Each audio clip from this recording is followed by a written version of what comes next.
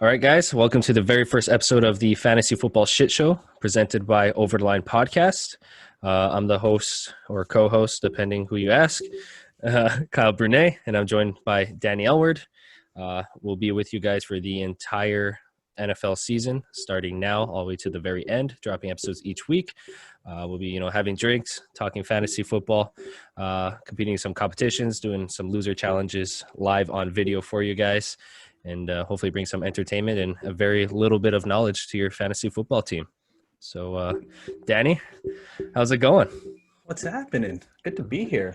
Look at us making our own little side piece on this. I like it. Out of nowhere, and this is the third take of that intro. So if it sucked, you don't want to hear the first two. Yeah, we'll release the first two. Don't worry.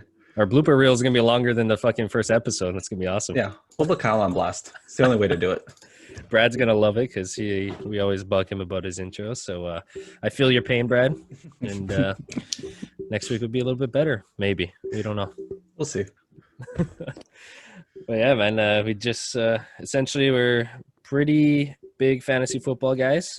Not saying that at least myself is very good, but I just enjoy doing it. So I figure why not, throw something together and post that shit. If you're listening to us and our advice and you don't do well, to make you feel better, we're also taking our advice, and we won't be doing well either. So we're all in the same boat here. It's listen at your own risk. We win as a group and we lose as a group. That's how we're gonna go about it. That's it. We're one ship. That's it. There's no jumping off. If it goes down, we're all going. Just like the Titanic. Let's go. Oh, we're already drinking. All right, I like it. You got it. I don't feel guilty now.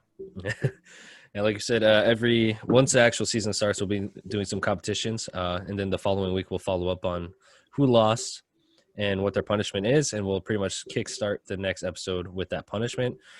Chances are it's going to be drinking related or something stupid, so we will be doing video episodes like this one, so you'll get to check that out as well.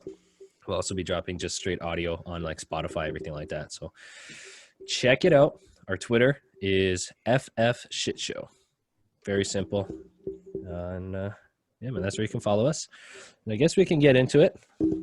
This week, we're going to go, it's obviously pre-draft. I know a lot of people are getting ready to start drafting over the next couple of days or over the next week.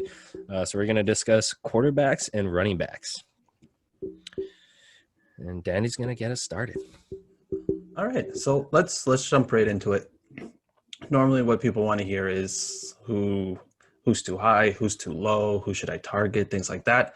So let's jump into quarterbacks right away. I think both of us, we looked at the quarterback list from ESPN, and right away it jumped out to us that maybe Deshawn Watson's a little high at 3. I think he's in that tier with those next 3 guys that are listed there.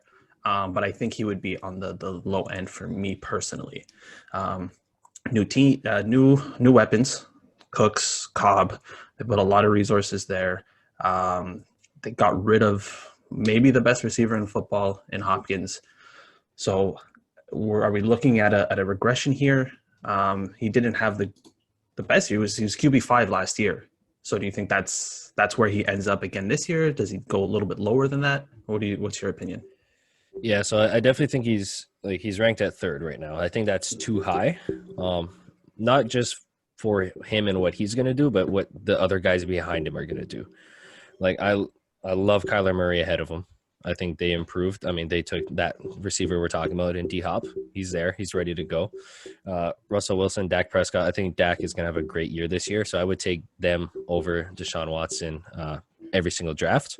But, yeah, like I said, his team, yeah, they got some, like, big names that people know, but they're also, some of them, Cobb, whatever, maybe at the back end of their careers, not what they used to be. So the name doesn't really, the play might not be there.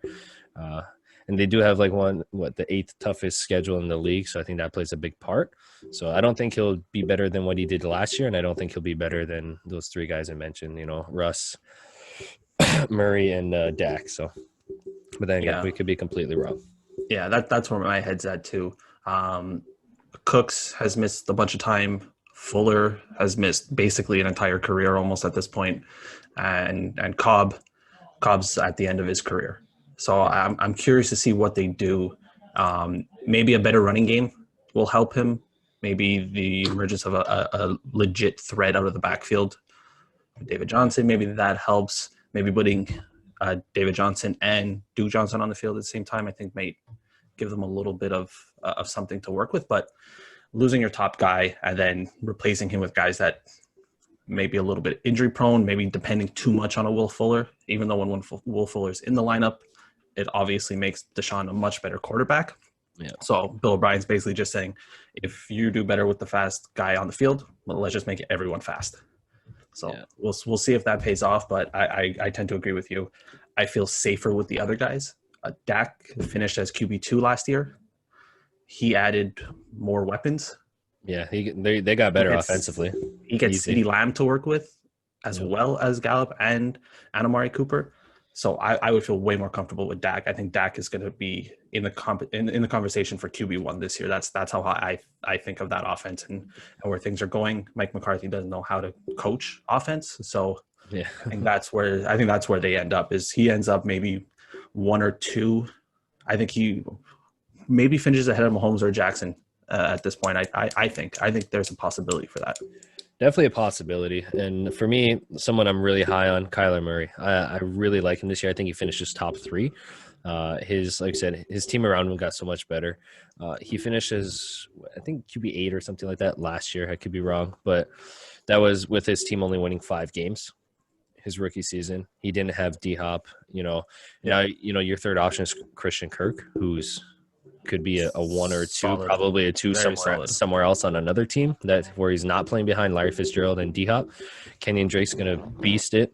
I like their offense. I like their coach, and I think everyone's going to be more comfortable this year now that they're more settled in. So I think they're going to do much better, and I think Kyler Murray's going to fucking kill it. Yeah, I think that's the sexy pick this year is Kyler. I think Kyler's going to be a guy that maybe even goes third off the board. Maybe someone gets cute with it and maybe tries to take him ahead of maybe one of the other 2 guys, Lamar or Patrick Mahomes, just because the hype starts to build a little bit. And, you see a couple plays from training camp where he throws a nice ball to Hopkins and you're like, okay, maybe he will finish with that kind of season that Lamar had last year. Yeah. So then you start to buy into that. And I could see him easily going 3, 2, or even 1 sometimes if someone gets a little crazy. Let's go to, who do you have that's someone that's a little bit lower down the list that you think could finish maybe as a top 8, top 7 kind of quarterback this year? Hey, right? I don't know. Call me biased, but my boy Baker, I got his jersey on right now. He's ranked low. He's ranked 19th quarterback. I think that's way too low. Did he have a shit season with the Browns last year? Absolutely. Was the season he had in the Browns the season they had last year the Baker Mayfield we know? No. He's been more good than bad, I would say. But, I mean, he looks good. I think it's a bounce-back season for him. He's slimmed down. He's in better shape. He looks better. Second year playing with OBJ. Chemistry should be better. I mean, you got Case Keenum literally ready to steal your job. Any day this guy could come in, he could be a starter, and he's been a starter, so he can easily take his job. And I think that's extra motivation for Baker to bust his ass and keep that position. He's the type of guy who has a lot to prove, and he plays with the chip on his shoulder, especially with the season he had last year. I think he has no choice but to come back. And the strength of schedule, 4th easiest in the league. So yeah, that'll help. And Keenum, even if he pushes him, it is good to have someone as a backup that knows the offense. New coach comes in. Keenum played for the new coach, so he knows the offense, how it works and everything. So Baker's going to have to get up to speed and really play well, or it's going to be maybe Keenum coming in rather quickly if that happens, because Keenum knows the offense. He has that trust. There's a reason they went out and got him. That's it. Like, if he's not doing well first 3 weeks, week 4, you might see Baker not start, if he doesn't absolutely do what he needs to do. First game of the season is going to be a tough game, obviously. But like I said, they have one of the easiest schedules in the entire league. Him ranked at 19th, I think, is a steal if you get him that fucking late into your draft. And if you draft him where he should be drafted as a 19th quarterback, I think you're going to be pretty happy with your pick overall. Yeah, at this point, ESPN says don't even draft him. He's QB 19. They have draftable grades for 15 of them. Yeah. So they're basically saying maybe stay off of that. I have another guy as my underrated guy that's undraftable, as ESPN would put him on the list, and that's number 16 for me, and that's Cam Newton. I'm in on the hype. I'm sold. I think the working out with all the receivers. I think the quote from Belichick, I think it was yesterday or the day before, saying that he's the first one in, last one out. He's dedicating his time. This, that. Every report that you see from New England is coming out that Cam is head and shoulders above everyone else there, which I mean shouldn't be a surprise. It comes out as a surprise. It's like, oh my God, Cam's really playing well. Well, he's an MVP. Yeah, went to the Super Bowl. 2 years ago, when he was healthy and he played the majority of that season, he was QB5 fantasy wise. He's not a bad quarterback. He's just been hurt. And I think that Belichick's going to work some wizardry this year because he doesn't want to be labeled as the guy who coached Brady. Yep. So I think that he's going to end up as maybe a top 8, top 7 guy. And his rushing numbers might be really good. I think that Belichick might use him in the red zone a little bit. He's never had that kind of quarterback. I think he might get creative with it. Josh McDaniels will probably get creative with it. And I think he finishes much, much higher than what he's ranked. I would much rather him than a Daniel Jones or even a Josh Allen. I'm not crazy about Josh Allen. I think the offense is going to still be hit or miss, and he's going to rely on rushing stats. Whereas I think Cam's stats overall will be much better. Yeah, man, he's an absolute beast. And like you said, people are like, oh, it's, he's going to have to really fight for that job. Already they're saying like it's pretty much his to lose now based on what he's been doing already. And another thing, like, I don't know if it's just, quarterbacks, but just athletes overall. Like if they're coming back with like a vengeance or like a chip on their shoulder, it's all mindset, man. And this guy, he's been in the zone like before, even before the Patriots signed him. I mean, they got him at a fucking penny compared to what they could have paid for him. But I think after this year, someone's going to have to pay top dollar for him because he's, like you said, he's MVP. He went to the Super Bowl. He's an absolute beast. Belichick, Daniels, they're going to love, running plays with this guy, with a guy who can actually not just run, but move, like Brady, one greatest quarterback ever, but he's not running the ball. He's not doing anything fancy. Like the options that open up. And then like, look at his targets. I mean, obviously you got Edelman, super reliable, but Sanu, N'Keal Harry, like all these guys, like they're beasts. You still got James White, you can drop it off too. Like the points are going to be there. I've been high on Cam Newton for a long time. I think one of our first episodes of the OTL podcast, we made a bet on like over under touchdowns, and it was like close to like 30, which is something ridiculous. I obviously took the over because I'm a betting man and I believe in him, but I would agree there for sure. I think he's going to come way higher than what 16th, like you said. Pretty much don't draft him. He's a beast. And people tend to forget how little help he had in Carolina offensively. Yep. He made Kelvin Benjamin look competent. Yeah. And he was out of the league like 2 years after that.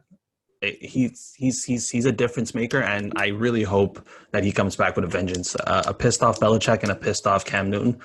I think that's going to be fun to watch, and I might even actually be rooting for the Patriots for some odd reason this year, just because of Cam. That's it. They both have something to prove, Belichick and him. So I think it's going to be fucking amazing.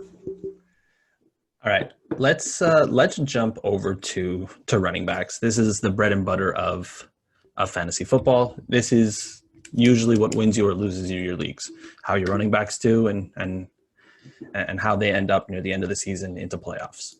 So right away, what we're going to do is we're going to jump right into it with the overrated, the guys that you probably won't touch based off of where they're being drafted.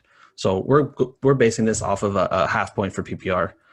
So for me, right away, I look at this list. The guy that jumps out to me right away, number 6, Derrick Henry. Yep. I'm not touching that. There's no way. There's no way that he can repeat last season. And with the PPR, even half PPR, I'm hesitant to take someone that career high is 20 catches. I can't do it. It's too high. For me, even though I'm not as high on Miles Sanders as most people, I would rather take him. I would rather take Edwards-Helaire, who's might finish as the number 1 player in fantasy this year if everything goes well. There's a list of them below that I just feel better with, because I just see that kind of team regressing completely. You see that kind of team over and over again that overachieves after 1 year and then gets just knocked right back down to earth. The Bears made the playoff run. Everyone was like, oh, that's the sexy pick. they come back down to earth the next season. The year before that, it was Jacksonville. Jacksonville makes the AFC Championship game, and then they crumble Wild. back down to earth. So I think that's where we might see Tennessee this year. So I'm hesitant to take Henry, especially with that. If he starts to slide down into the second round, then maybe I would consider. But as my first pick, I'm not banking on a repeat season. Yeah, 100% agreed. I'm not on that Derrick Henry train, I guess you can say. I don't think he's going to do what he did last year. It's hard to do that once, And for him, I mean, he's a beast. He's super good. I won't take that away from him, but based on where he is and what you can get instead, I'm going to stay away from him.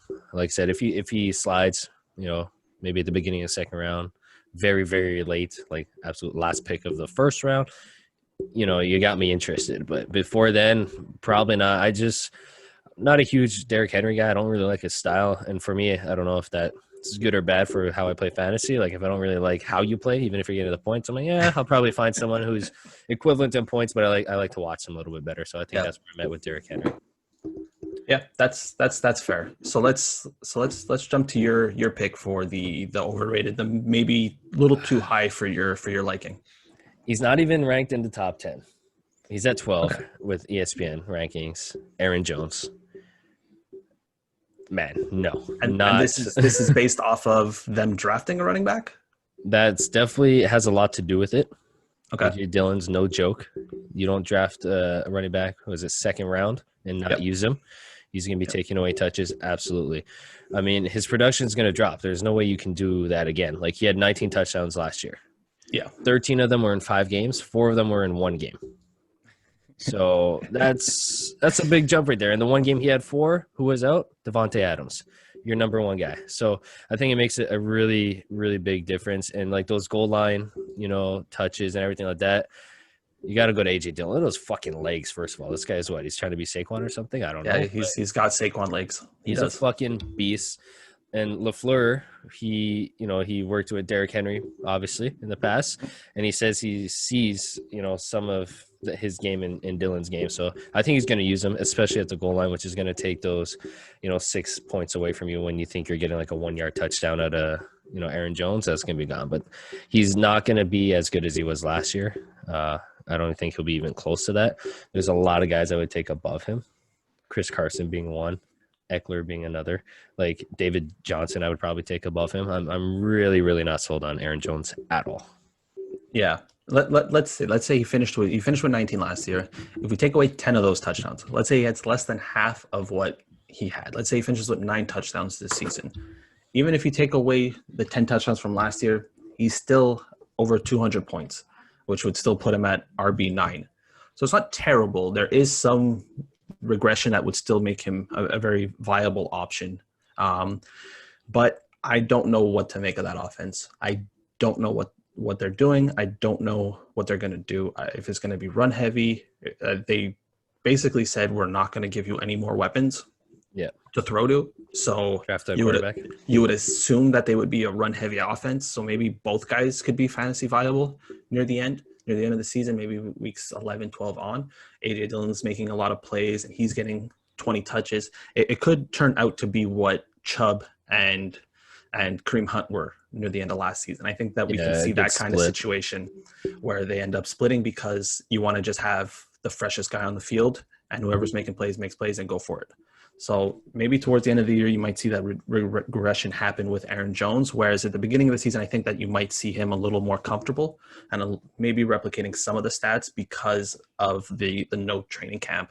You can't get the guys in as much. The rookies are going to be a little bit behind where they normally would be. And like an AJ Dillon, he's not going to get on the field on third downs. He's not that kind of back. He's not going to be able to pass protect. So you're going to see Aaron Jones on third down. So maybe you might see a little bit there. But still, that's a little high depending on considering who's behind him. Yeah. Eckler, Mixon, Fournette, Carson, Johnson. I would probably feel more comfortable taking those 5 than Aaron Jones, just because Green Bay's another team that we could see that kind of regression from. They played really well last year, and Aaron Rodgers didn't really do much. So I fucking had him last year as my quarterback. Tell me he didn't do much. If they do the same thing and Aaron Rodgers doesn't have to do that much, maybe they are just a 7-9 team. So I'm I think that's curious what the to see. Packers really are. I don't think they're that 13-win team. I don't think they are, and I don't think they will be. And I'm definitely not sold on Jones. Not where he's at. But he might prove me wrong. He'll prove me wrong, but he won't be on my team when he does it. All right, let's go to some positive talk. Let's try and hype some people up here. Who do you have as the guy that you're targeting that's a little bit lower than you were gonna think when you saw this list? You're like, oh, he's a little bit lower than I would have thought. Well, the guy I mentioned when I was talking about Aaron Jones, Chris Carson. I'm a big Chris Carson guy. Like, he's someone that I might even reach for, just in case, because I just love having him on my team. I've had him the last couple of years, and he's one of the top run-heavy offenses in the league, like top 5, top 6 last year. He can easily, like, based on what his points are going to be, you can get him in, late second, early third round, but he's going further than that, which is a steal for me. In the last 2 years, there's 2 running backs who had 1,100 rushing yards and at least 9 total touchdowns in the entire league. It was him and Zeke. Yeah, you're drafting Zeke at number 2, number 3. This guy is going 16th overall running back, not player, running back. I think that's a steal. And a lot of people are like, he injury prone, blah, blah, blah, blah, blah. He's played the same amount of games in the last 2 years as Alvin Kamara, Saquon Barkley. He's played more games than Dalvin Cook, and those guys are all ranked before him. So I think he's a steal where he's at. And I just have a crush on Chris Carson, honestly. I love this guy. I don't like his how he holds onto the ball, or lack thereof. You can say he does have a couple of fumbles, he got that -2, but he can easily pick that up. And I think that's probably something he was working on in the offseason, because that's like his main downfall is like, hey, fuck, look at you. How are you dropping this ball right now? Like, run around and hold the fucking ball, So I think that's something he's probably worked on. And I think he's deserving of being, drafted higher than where he is right now. Yeah, so 2 years ago, he played 14 games. Last year, he played 15 games. So you're going to get that consistency. He's in the lineup every week, so you're going to feel comfortable with that. Like you said, with the fumbles, he had 7 fumbles last year. Huge. Little high. Very high. And I guess the other thing that's holding him back is the lack of catches. Yeah, he doesn't get much unless, like, Russ is, like, dumping it off. Usually if he's scrambling, he's going to run it himself before he does that also. Yeah. So if you're looking PPR value, maybe not as much. Half PPR, I'm willing to sacrifice there for that half point, because he'll make it up on the ground, I think. And he's running in those touchdowns. Anywhere within a 5, it's him. Russ does steal a couple. I get a little rattled at him, not going to lie. But, yeah, man, I fucking love this guy, and I would love to have him on my team. Absolutely love him. Yeah, you can't argue with the guys that are just consistent. You don't have to worry about them. You know what you're going to get week in, week out, and that's a comfort that you need. That's overrated. That's underrated. I apologize. Yeah. Underrated in fantasy football. You always want the guys that are going to score these big points, and you get lost in that. Whereas if you can get a guy who can get you a steady amount of points every week, your team's going to be better in the long run. So I always try and find those guys that are a little more consistent week in, week out, year in, year out. But I'm going to go a little bit different. I'm going to go completely against what I just said. No. Right now. With my underrated guy. And this basically just has to do with last year. It was really just, I think, a fluke season. But my underrated guy here is going to be James Conner. Yes. Right now he's going RB21. He's going in between Melvin Gordon, who's going to be splitting time, I think. Melvin Gordon's going to suck this year. Heard it here first. Probably not, but he's going to suck. In between Gordon and Jonathan Taylor, who we've never seen play football. Yep. At the NFL level. So for me, I think that's just too good value. There's 2 years ago, he finished as running back 7. Then last year, Ben gets hurt and that whole team goes to shit. Just complete shit. They can't score. They're winning games 10-7, 9-6. Like, it was just ugly, ugly football. So I think this is the year that James Conner goes back to that top 10 running back, maybe top 12. Contract year for him. I always love that. I love when I can get a guy in a contract year. That means he's playing his ass off for money. So there's extra incentive for him to do well. Especially if he had a worse year last year. You absolutely exactly. Need it. Just do or die. Because if he has another bad season, then he's signing a terrible contract as a running back. But if he has a really good season and he doesn't fuck around like Melvin Gordon, he can get that kind of contract that's good. He's not going to get a like a McCaffrey contract or what Barkley's going to get soon, but he's going to be able to get somewhere in between, which is going to be much nicer than having to look for a 1-year deal where he's going to be making $2 million or $3 million as a running back. So Absolutely. I think this is a big season for him. I think there's some talent behind him. They drafted a guy. There's some guys there that have played well recently. So I think he's going to get pushed really hard to have to perform this year. And I think just as a whole, that Steelers offense should be much, much better than last year. You don't realize how much Ben is a focal point because he's been there forever. So you just take him for granted. Yeah. But you took him away for one season and you saw what they had on their depth chart and it was not pretty. That's it. I was going to say the exact same thing when you mentioned the Steelers offense. I think almost everybody on their offense is going to have a bounce back. It's going to be better this year than they were last year. Just over like Juju, everybody. They're all going to be so much better than they were. And James Conner is a fucking monster. Like when he came in, when Le'Veon was doing all his bullshit or whatever, I had this guy. It was when Gurley went off, and then my second running back was James Conner. He's like one of my last picks in the draft. Bro, fucking ridiculous. They won me in my league, like easily. But this guy, he can, like I said, easily he can squeeze into that top 10. It's really tight at the running back position. There's a lot of good running backs that are going to absolutely kill it. But he's way too low. Like I said, 21st running back. That's insane. Yeah. So that means in like a 10-team league, he's a flex. Yep. That seems a little bit crazy. Yeah, you'll love to get him there. You'll love to get him there, but he's not deserving to be there, and there's no chance he finishes there. No chance. No, I don't see it. I think that's kind of almost a for sure bounce back kind of thing, unless the wheels just come off. Unless that offense is not where we think it's going to bounce back to, and Ben, a year removed from football, is just not where he should be. But I'm going to bank on a guy who's won Super Bowls, bringing that offense right back to where it should be. Because Connor is also a good receiving back. He's going to get those little dump offs and take it 20, 30 yards. So I think that's what was missing. The defenses were just coming into the box and being like, yeah, we dare you to throw.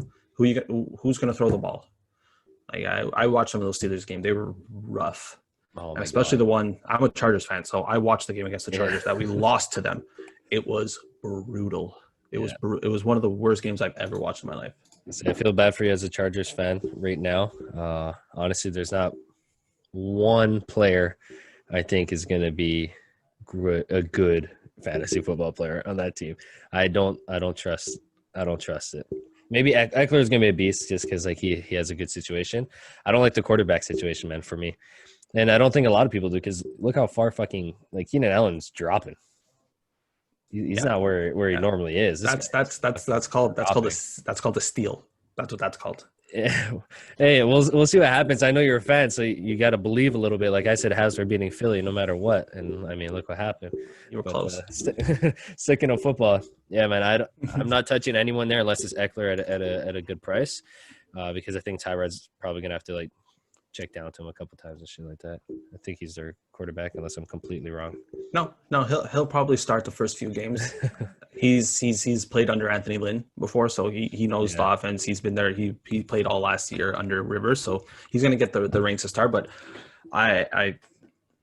Keenan Allen's just maybe the best route runner in football, and for someone like Tyrod who doesn't necessarily, you don't think of a passing quarterback right away, I think he's going to get the ball to him a lot. I think that's going to be his safety blanket, and I think he's going to end up with, I don't know, 90 catches, 100 catches. I think we could even see him having, but we'll get to that another day.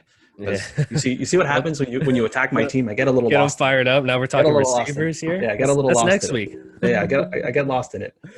Fair enough. Hey, that's why I'm happy I don't have an actual team for NFL. The league as a whole.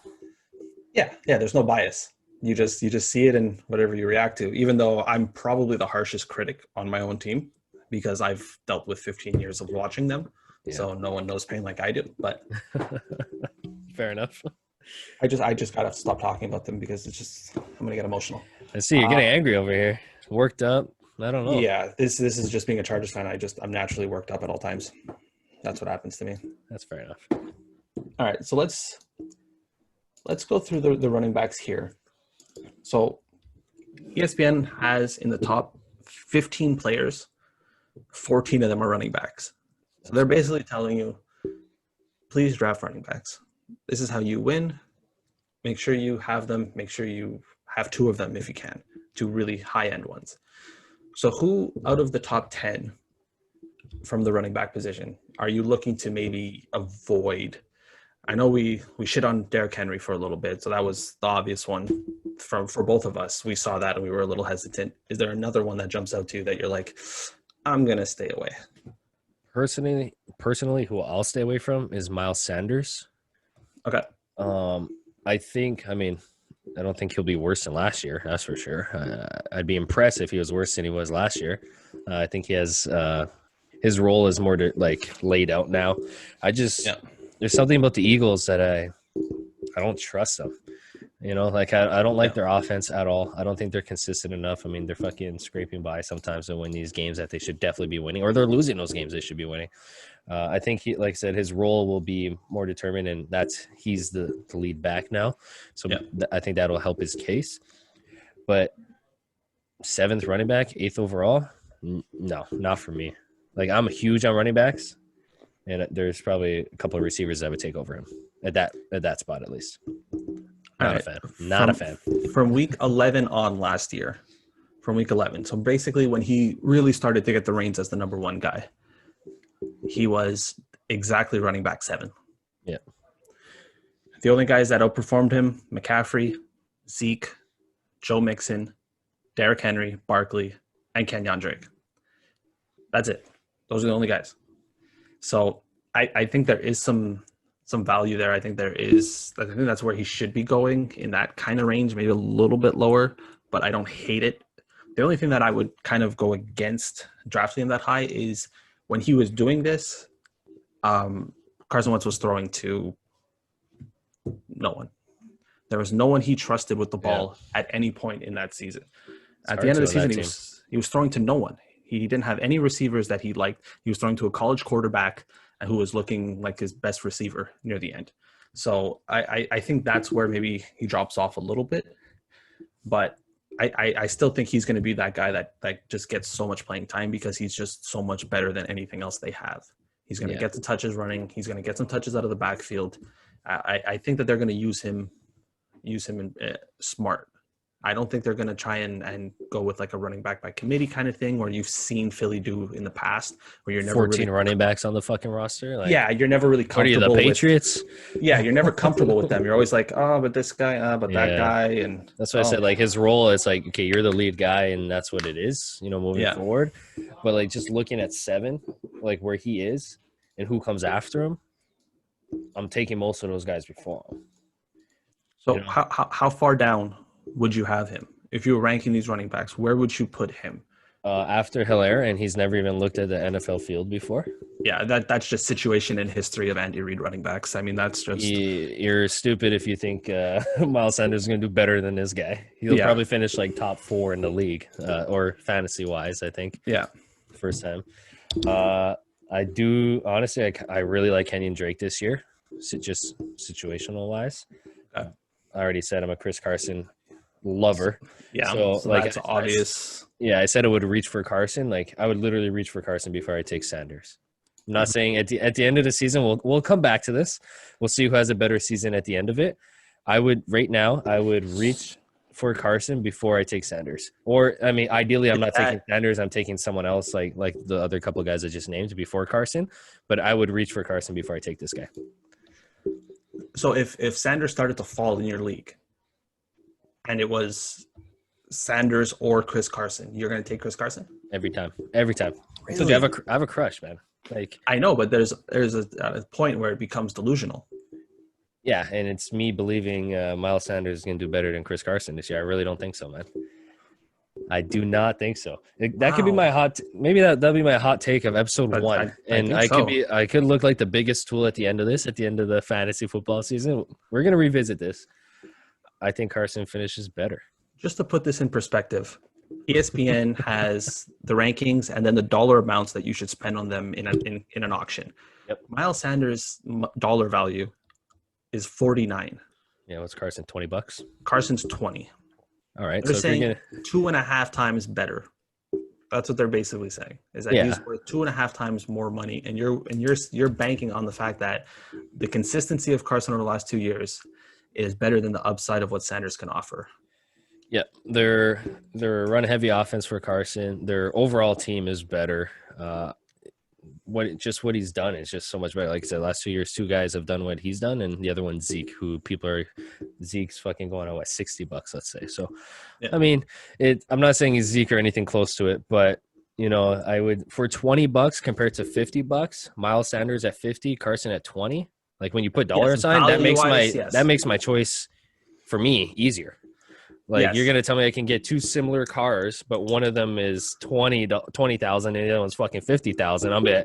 I'll take two of those before I take fucking one of those. Like based on the difference, it's not worth it for me. Like I said, but maybe I'm biased just because I fucking love this guy. I don't know. Yeah, I think so. I think that's where we're at with this, because you said I'm not moving off of him. Yeah, because you said if they were both on the board, you're taking Chris Carson. Yeah, absolutely. So let's say you had like Kamara Love him, by the way. already.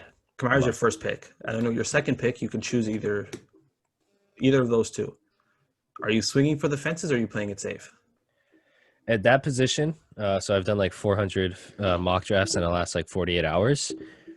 Yeah, sounds about right. I would draft someone else, maybe a top receiver. Godwin might be available. And then come back and grab Carson late because I'm the only believer in Carson. But, I mean, Okay, so let's say that Sanders slipped to the third pick, and now you have Carson, or you have Kamara, you have a top receiver that you like, and now you're looking at your second running back. I think the only thing that would maybe move me off, obviously the value, maybe trade him later down the road to a believer like you, but also that he, half PPR or PPR. Well, Miles Sanders believer a little bit. But I mean, that's tough. Honestly, not gonna lie to you. I mean, you could probably already tell. I think everyone listening could tell. I'm high on Carson this year. Yeah. But maybe I'd scoop him up and then see what happens from there, because I know Carson, like I said, this dude is dropping. Like I could swing back around, but like I said, if I have my top running back already, my top receiver already, and then it comes down to those two, it's not going to be an easy decision for me. Like I'm not going to be like, oh, Miles Sanders, this guy should have got drafted last round or maybe the one before that. Let me grab him because he's here. The rankings, they're there for a reason. The pros are the ones who kind of determine everything, but just like a weatherman, they're not always right. Yeah. So I kind of go with gut there, and I'm like, what, this guy hasn't let me down before. Miles Sanders has beginning of last year, even though his hype train wasn't that big. But yeah, honestly, I'd probably take Carson over him still. Wow. All right. Well, there's the hot take. That's it. I'm not budging. Sort of ramble, but like I don't know. No. I'm fired up about Chris Carson this year. I'm getting his jersey. Yeah, you basically did a 5-minute rant on why the 40th ranked player on ESPN is better than the 8th. Yeah, exactly. So I'm gonna let you hang yourself on that one. That's fine. All right, and then we'll clip this, and then at the end of the season, when he finishes higher, you're gonna be like, "Fuck!" All right, we're actually gonna start listening to this next season for their hot takes. When Chris Carson's still ranked 40th, you're gonna be like, "He's a top 10 play. You have to pick him in the first round. He's everything I want." That's it. Our first ever tweet from our Twitter account is draft Chris Carson before Miles Sanders. Yeah. Just put it in the bio. The leader of the Chris Carson fan club. I'm doing it right now. Just put it. Done. I'm gonna change my. I did not see this happen. I'm changing my Zoom name to Chris Carson right now. Oh my God, I did not see that coming at all. That took a turn. Oh my God. That's it. I got off a little bit there, but really got off. Yes. Yeah, man. I think we're gonna have to skip like 6 segments now. That's Jesus. Okay. Well, we'll go to all right. So, who do you got here? Who do you think? So, someone ranked between like 15th and 31st. There's a guy that you will absolutely take, or someone who you absolutely will not. Just in that ranking, in that tier. In that ranking, I'm going all in on David Johnson. For me, it's Bill O'Brien trying to figure out what he's doing with that offense. He's stubborn. He's going to try and run him into the ground if he can. I think he finishes probably a little bit higher than where he's ranked. I think he's probably just outside the top 10 he finishes this year. But I think the workload is going to be a lot. I think he's going to touch the ball a lot, catch-wise too. But people forget last year that that offense turned Carlos Hyde into like an actual running A back. running back with a respectable name. Yeah, he was 27th last year, Yeah. which he wasn't even getting on the field on other teams. Two teams are cutting him and trading him and everything. He was on his fourth or fifth team at this point, and yet he was still a flex play And you know where he's not going to be starting this year for a team? behind your man crush. Yes, I know. Chris Carson, Seattle Seahawks. Let's go. Oh my god, I can't wait for Carlos Hyde to have more fantasy points than Chris Carson. Bro, there's absolutely no fucking chance. You'll never see me again if that happens. Even if it's just for like a 1 week. If they're Oh my god. if they're both healthy and that somehow happens, I'll forfeit my league. I don't care. Yeah. Chris Carson has fumble drops at the beginning of he has like 6 fumbles in the first 3 games and they have to pull him. And then Carlos Hyde comes in, I would die. Oh, fuck, I would literally die because oh Jesus Christ. Yeah, so I'm going David Johnson. Even bad year David Johnson. So you would assume that he didn't play last year because of how bad he was. He's running back 38. So he's still pretty much your 4th running back, even at playing backup role and playing sparingly under Clinsbury. So I'm curious to see what O'Brien has up his sleeve for him. I want to see how many touches he gets. I want to see how many rushes he gets every game, because there's no one really on that team that's going to take anything away from him. So that's it. I'm kind of opportunity is there 100%.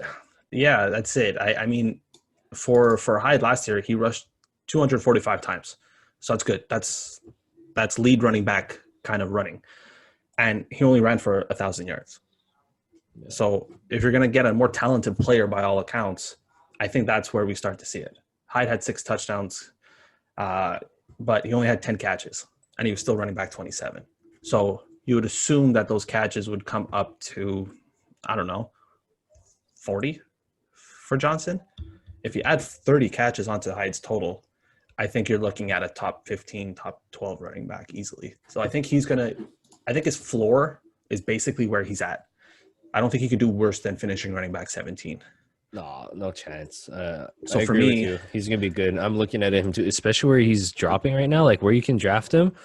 That's an absolute value pick. Like there's no way you're missing out drafting him where he's listed right now. Yeah, that's your 4th pick. Yeah, I feel comfortable with him as my 4th pick, or even if my 5th pick. So you're looking at him as your 2nd running back, or maybe your flex. Yeah. I'm very comfortable with that. I'll take that all day for my 2nd running back, especially if I don't have to reach for one with my 2nd pick. I can take an elite receiver to pair with my running back in the 1st round, and then David Johnson afterwards. I'd feel really, really comfortable with him as my RB2 for the season, and I think he's going to outperform a lot of people's. I think a lot of people are going to avoid him if they've drafted him the last 2 years. There's a lot of nightmares people about that guy, man. Honestly, exactly. A lot of people do that. They take a guy, and then he has one bad season for them when they drafted him in a league, and then they're like, "Oh, I'll never take him again. I don't care what he looks like. I'll never take him again." So I'm hoping that a lot of people are just done with him because he couldn't get on the playing field. He couldn't get on the field a lot. Yeah, and I think he's going to be closer to what he was when people were drafting him top 3 or 4 running backs a few years ago compared to fucking where he is now. You know, like I think he's not gonna be that per se, but he will be a lot closer than where he's ranked. Like, I don't like where he's ranked. I love if I could get him 4th round, 5th round, depending on the league, depending on the haters, how many people he's scarred over the last couple of years. Yep. That's just better for me. I'm not passing on him. I'm definitely not passing on him if he's available. Yeah, 100%. Who do you have in that range that you're looking at, the 15 to 31 running back range? Well, I'm gonna go a little bit deeper into that range. I know David Johnson was like 17. I'm gonna jump to like 23rd. Devin Singletary. I think he's gonna do better than 23rd. Honestly, he's like Frank Gore's not there to steal his touches. He's the main guy, half PPR too. This guy, he's easily 3rd down back, catching balls, whatever. Their offense, we spoke about it. Not really too sure what the Bills are going to look like, but I mean, Josh Allen's not a bad quarterback. They added Stephon Diggs. They got some players. So I think their offense is going to roll. And honestly, I kind of fucking like him. I like him at where I can get him. I like him. Like he started 8 games.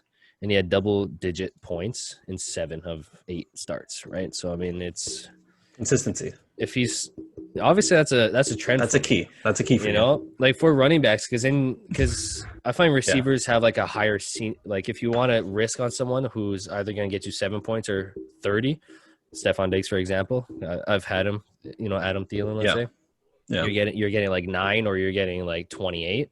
Yeah. I think receivers are a bigger gap for running backs. For myself, I like consistency. Give me that 15 points a week per running back, and hopefully the rest of your team can kind of pull together as well. But 15 points in a flex for like Singletary would definitely be a flex, or you start him based on matchup that week and switch out someone else. I think that's a good pick at where he's at. Do you have any fear of Zach Moss being better than him? Not this year. Not this year. Do you think he takes in his career? Will he beat him? I don't think he takes away as many touches as Frank Gore took away from him, if that makes sense. I feel like the split, it was more like he'll have more touches this year sharing with Moss than he would have if with Frank Gore in comparison to last year.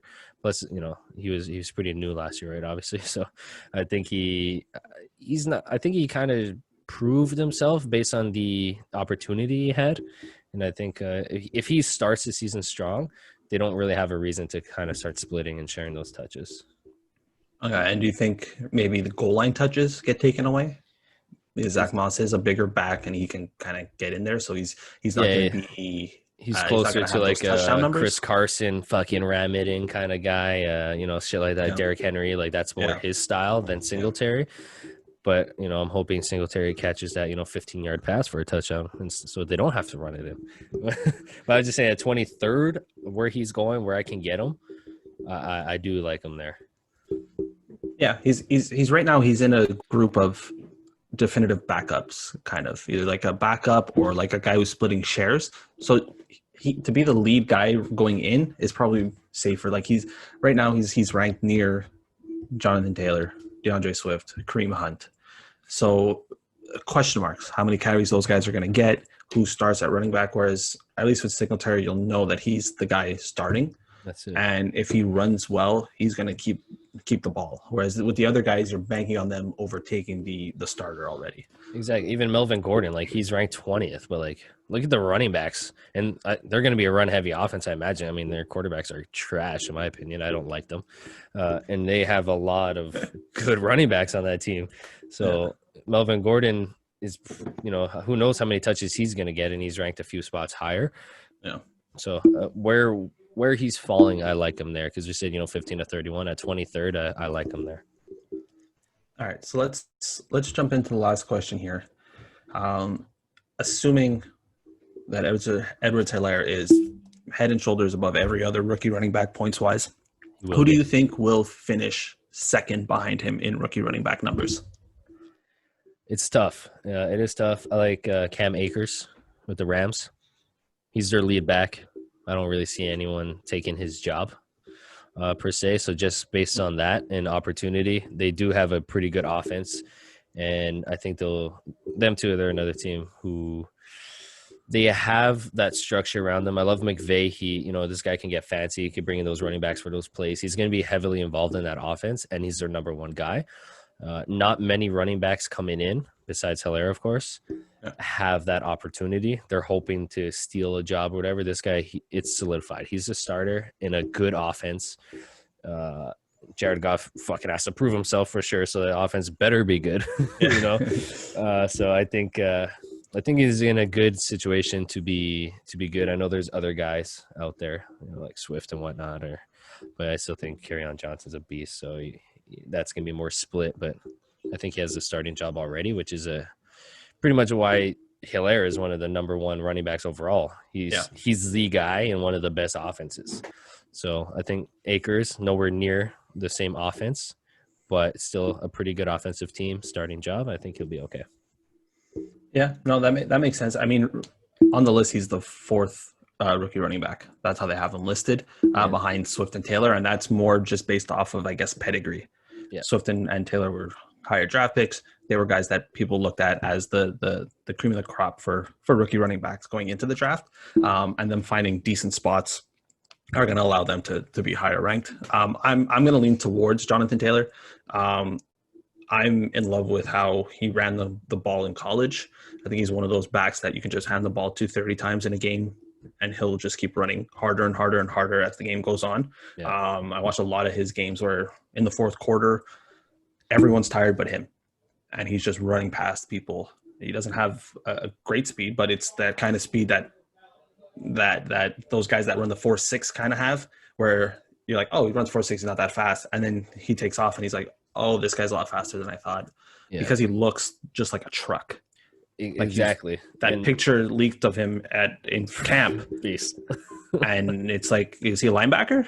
Yeah. It was crazy too. It's like you said, he's never looks tired. So yeah, 4.6 speed. People, I mean, fucking amazing.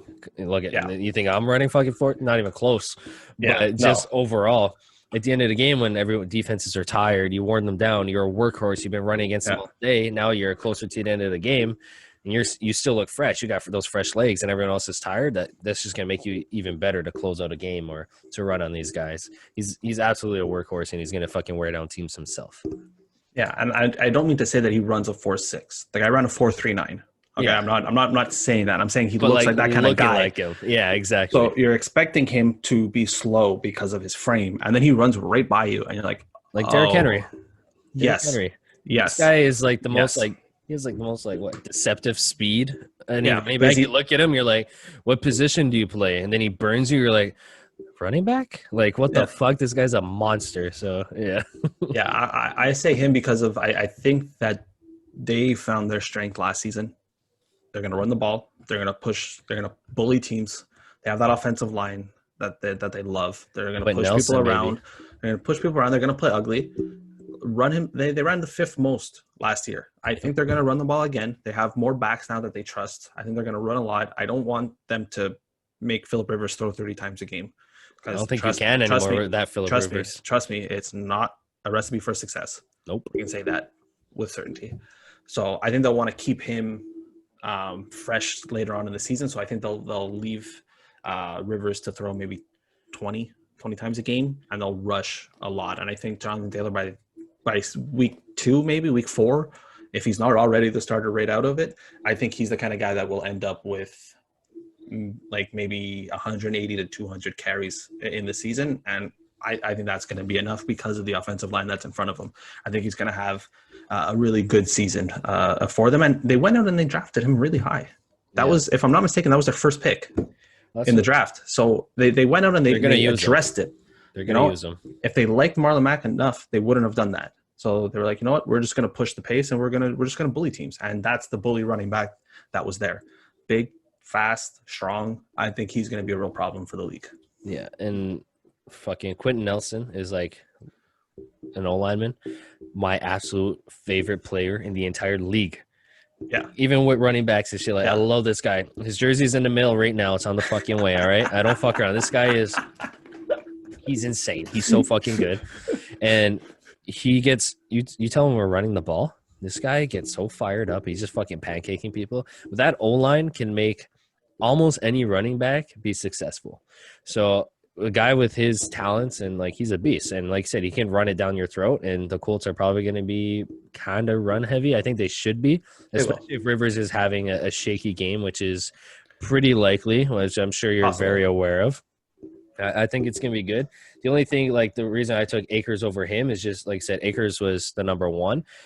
You got Marlon Mack. I think they still have Hines too. I could be wrong. And him. That'll be their third down guy. I think Hines is going to be the third option. I think Taylor will start as second option. But like I said, give it a few weeks, he can easily steal that from Mack as well. So I think that's a fucking great pick. I think he's going to kill it. You can't go wrong with that O-line, honestly. Yeah, I'm excited. I just drafted him in my rookie draft for the league that I've been in for 9 years. So I'm very excited. I had the first and third pick, so I was able to get Edwards-Helaire and Jonathan Taylor. So I'm so excited for this season. This is going to be one of my favorite years ever. That's fucking ridiculous. That's fucking ridiculous. Rookie drafts, and that's what you start with? Disgusting. Well, yeah, my team was absolutely ass last year, and I traded a bunch of my good players for draft picks. Rebuild. That's what you got to do. Exactly. It's got a quick rebuild, quick turnaround. You get them for pennies. Exactly. Pennies on the dollar. Let's go. $20 versus $50, right? Oh, here we go. So what happens if Quentin Nelson and Chris Carson are on the same team, do you automatically just become a fan of that team? Oh, Is that your team? absolutely. Instantly? Well, right now my favorite team is Seattle. My second is Colts. So sure. Oh my God, this guy. Nah, just fucking around. But dude, that's like for me, that's like goal line to heaven. If you're not Yeah. scoring within the 5 yards of the red zone every time on that run play, you guys should both lose your jobs. Like Yeah. you have the skill to fucking kill anybody you want. The other 4 O linemen screwed it up. There's no other way. Even if he was literally just following Nelson and Nelson fell, it's still not his fault because he still did more before he fell than anyone else on the field did. He just created fear. Legit. And he's fucking hilarious. He's a badass. He's hilarious. He likes to wear clothes that are like just close enough to fitting him. I don't know if you see him outside of the uniform. Yes. I like his style. You know, he's a big man, but he's a small guy probably trapped in a big man's body, and now he's just running with it, and I fucking love it. I fucking love it. He's my dude. Quentin Nelson, shout out. I love you. Oh wow. Jesus. We're gonna have to start fan clubs. Every time you talk about someone, you're creating a new fan club for them. We got Quentin Nelson and Chris Carson this episode. I'm scared to see what happens next episode. Yeah. Well, get ready. Someone's gonna get a fan club in the receiver group. That's it. If you get an email from us, it's probably me writing it. Yeah, man, that's all I got, I think, man. I think it's going to be – I'm just fired up to draft. I think it's going to be a great season. I hope nothing happens, obviously, with the situation we're in, this fucking pandemic. I hope it's just a nice, clean season. I don't give a fuck about the fans, but just no canceled games, no shortened season. Let's just run it through like the NFL does. The NFL pretty much runs the fucking U.S., so they're like, you know what? We want to play, we're playing. I don't give a fuck. And that's what's gonna happen. So as long as they play the entire season, we're in for a treat. I think there's a lot of new good talent, and there's a lot of big moves, off-season moves and trades that it's just gonna be so like you're gonna be watching these top guys on another team in a different situation. It's gonna be fucking amazing. So I'm excited. Yeah, definitely should be a fun season. Hopefully, all things considering, we got a nice season. But yeah, I think that wraps it up for quarterbacks and running backs. I think we threw everything that we had at it.